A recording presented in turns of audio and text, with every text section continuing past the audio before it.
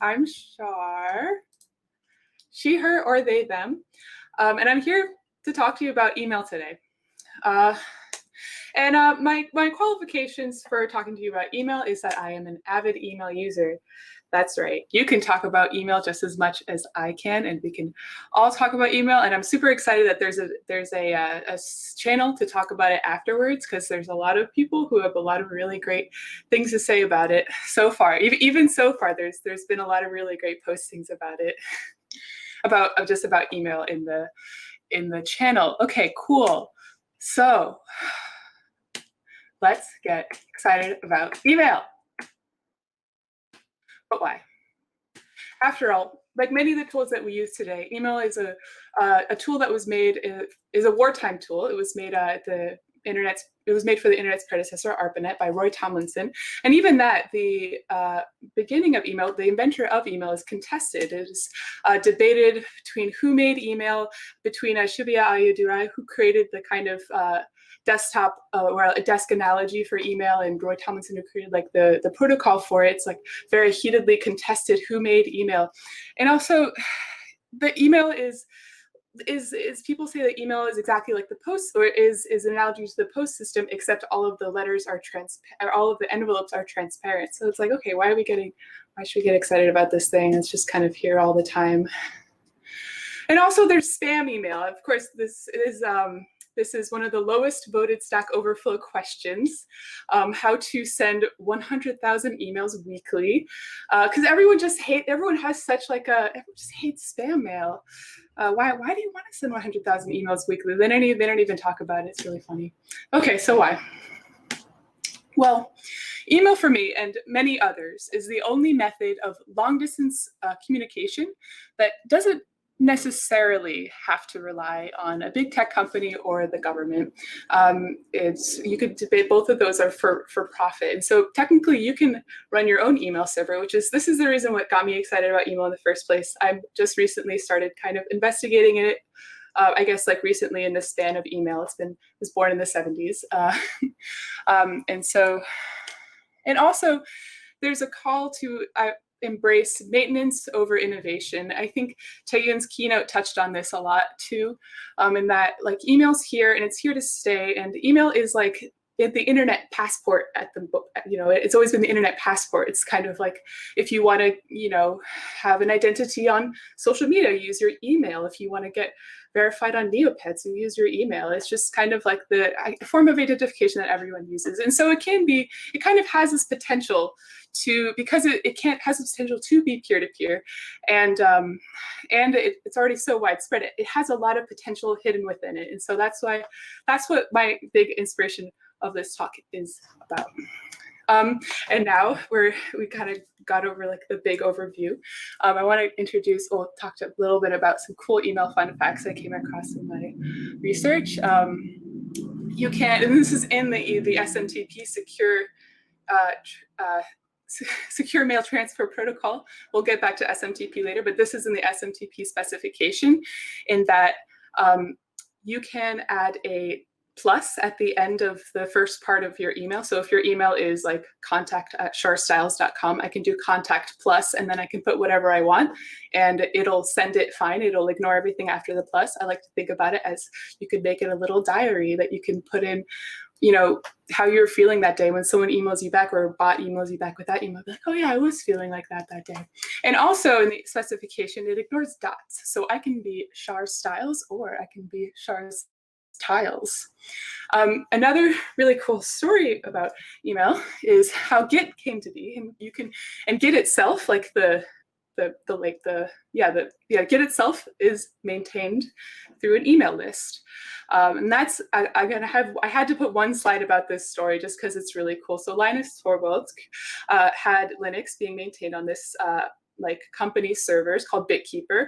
And when BitKeeper started to kind of roll out its like paid plan, they wanted to get away from that. And so he made Git, which allowed you to have your own open source project be self-hosted, and for it to be maintained through an email list that you would send a request to a patch as like to the email list, and then it would relay that to everyone else, and then people would comment on like an email chain, and then that email chain is a documentation for the patch. And so it created a more conversational based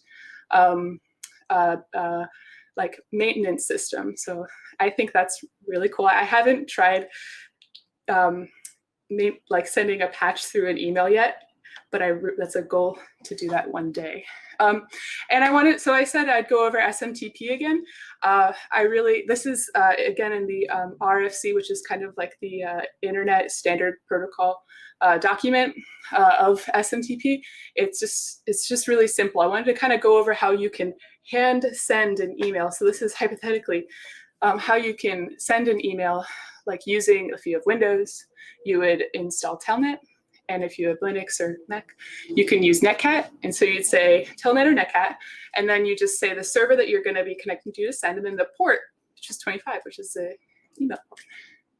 And then you say, so this is part of the protocol now.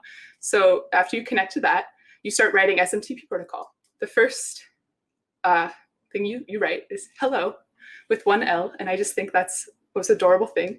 You can also do hello or what is it? EHLO. I don't know why they could do either one. It's like so wishy-washy. I love it. And then you can say, you don't have to, but then you're supposed to say the server that you're connecting to. And then after that, you can say whatever you want. So you can say, this is called like the SMT banner. And so you can say like, hello, and then the server you're connecting to, nice to meet you. I mean, you don't even have to put the server there, but if you don't, you're probably gonna, there's a lot of things that can get you put on the spam list, but I'm gonna get a little more into that later. Right now, we're kind of looking at the beautiful simplicity of SMTP. And then you say who you're from. Like you just say who you are, and then there's no verification. Just say, hey, what's up? I'm this. Then you say who you're sending it to, and then you say data to kind of prepare. Be like, okay, I'm gonna talk about data now. I'm gonna put my data. Again, so this is the display name is for like the email renderer for like whatever you're using. Oh, am I already at 53? Oh, when did I start? That's okay. Okay, and then you just have the subject and then the email body, and you end it with a period. It's like a sentence. I just love the simplicity of this. But I wanted to quote Hillary Orman, who wrote a great book about email encryption. She says, though this seemed like a logical, though this seemed logical, it runs into a variety of problems. So yeah, it's awesome. It's really simple, but then it runs into a variety of problems. So email, because of this simplicity, because it's like almost naivety, it becomes sort of like a Frankenstein's monster, where things just started to like for attachments, you just add more to the header. Then you have MIME for that, and then you have other sorts, like if you want to add encryption, you just keep adding on to the header, and it becomes this kind of like this Frankenstein of a software. But honestly, like what software do we use that's not a Frankenstein? So it's not. So I was thinking, how are we going to get more excited about email? And I was thinking, and I thought, well, what's hot right now? There's Bitcoin, there's 3D printing, there's machine learning. Those things are all pretty hot right now. All right. And I was saying, what's at the intersection of these three things? Well, they're all pretty unreliable. Unreliable Bitcoin, unreliable 3D printing, unreliable machine learning. Well, a euphemism for unreliable would be that it just needs faith, right? Just needs a little faith. You just need to pray to it a little bit for it to work. And that's why I made Computer Faith, which is my email server. And I'll just show you it really quick. So it's not like, I know a lot of people very seriously serve their own email, but I feel like I just got into this venture, so it's not at all anything that I need. That thing on the bottom. Yeah. So, but I wanted to show you, so the special thing about this email server is that when you compose a message, I'm going to send a message to myself. Oh, okay. And then I'm going to say, message. Hello. Oh, no, I'm going to use one L. Hello. I have faith. And then if we go here, oh no, where is it? Did I not send it to myself? Here, message. Okay, cool. Oh, well, it doesn't look exactly the same way that it should. That's because in this email server, I randomly replace letters and I do some sort of, so it's like, it kind of is mischievous in the way that it doesn't accurately send your message, and you kind of have to, like, I think that if you were to sort of send this, you would kind of get it. I have faith. Okay, I get it. But it's not necessarily, like, it doesn't necessarily make sense. What is this? Anyways, that's my email server that doesn't, it just does some simple text replacement, but it was just really fun to make. Anyways, let's go back into my presentation. Again, yeah, if there's one thing that I want to take away from this talk, I'm going to kind of roll off the kind of sentiment that's been going on here. So like, as in Dylan said, he says that Dylan's talk was about DNS. I really, really love that talk, obviously, because mine's also like historically about an old protocol.